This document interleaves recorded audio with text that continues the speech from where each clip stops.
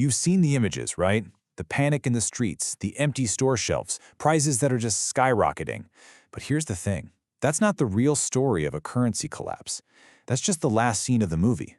The real story, well, it starts way earlier, and it's a lot quieter, and frankly, a lot more uncomfortable.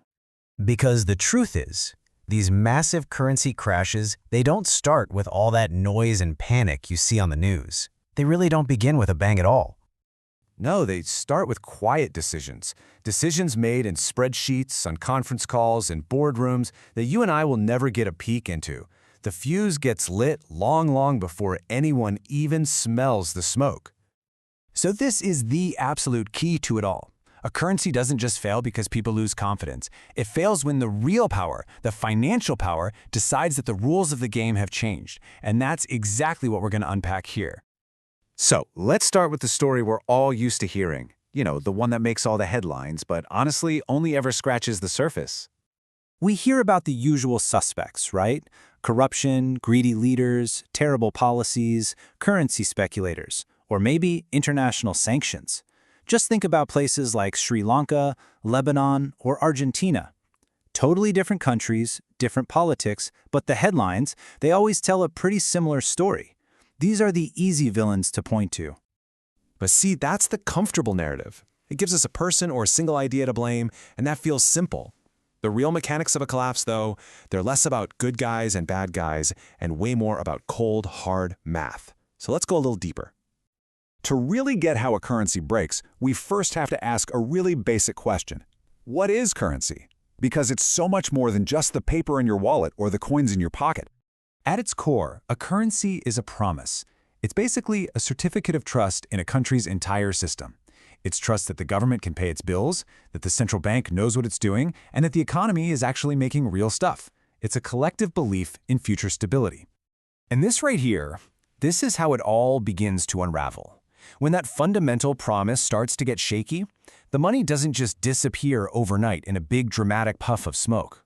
No. It leaks. It quietly trickles away as the people with the most to lose start moving it somewhere safer. So how does that promise actually break? Well, it's rarely one single event.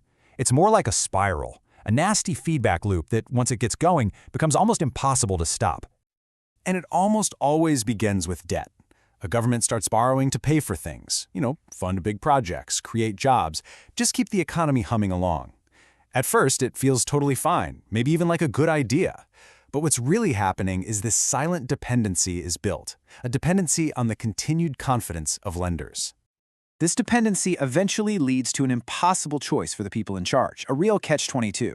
Do they try to protect the currency? They can do that by jacking up interest rates, which brings in foreign cash. But it absolutely crushes local businesses. Or do they try to protect the local economy by printing more money? That keeps people employed, sure. But it spooks the very international markets they now depend on. There's just no good answer. And that terrible choice is what kicks off this brutal downward spiral. The currency starts to weaken. That makes everything you import, like fuel and food, way more expensive. That, of course, causes inflation to spike, which leads to public anger and protests. And all that instability, it scares away investors, which, you guessed it, weakens the currency even more. Each step just feeds the next again and again.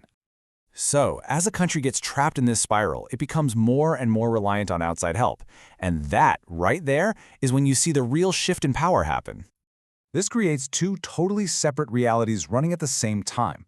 Publicly, what we see is chaos. It's protests, political drama, leaders giving angry speeches. But privately, behind the scenes, the story is just math. It's interest rate models, debt payment schedules, capital flows. It's completely unemotional. It's cold. And it's decisive. And this is probably the most uncomfortable truth of all. A government can actually withstand protests from its own people. What it cannot survive is a liquidity freeze. That's when the international markets that have been funding its existence just turn off the tap. They stop lending money. And when that flow of capital stops, the game is over. At this stage, national policy stops being about what's best for the citizens. It's now all about reassuring bondholders and foreign investors. The value of the currency stops being a reflection of the country's economic health. It becomes a pressure gauge, showing how obedient the country is to the demands of outside money. So if the whole game is about obedience and reassurance, then what's the currency that really matters here? Because it's definitely not the paper in your wallet. We have to get our heads around the fact that the global financial system is not a level playing field. Not at all. It's a hierarchy. You've got the US dollar, the euro, the yen sitting right at the top. They're the ones that basically set the rules. Everybody else, they just have to play by them. Okay, so let's just reframe this whole problem. The real trigger for a collapse isn't some sudden panic. It's a long-term structural reliance. A reliance on borrowing money, a reliance on foreign investment, and a reliance on a type of confidence that you never truly own. You're only ever borrowing it. And anything that's borrowed can always be taken away. And that brings us to the ultimate point here. Real, lasting financial power isn't about being able to print endless amounts of your own money. It's about having a system that is so credible, so fundamentally trusted, that you never even have to think about doing that. It's about having trust that you own, not trust that you borrow. So, I'll just leave you with this one last thought. If we all agree that trust, not money, is the ultimate measure of power in this global system, then the most important question we could possibly ask is this: who or what actually controls the supply of that trust?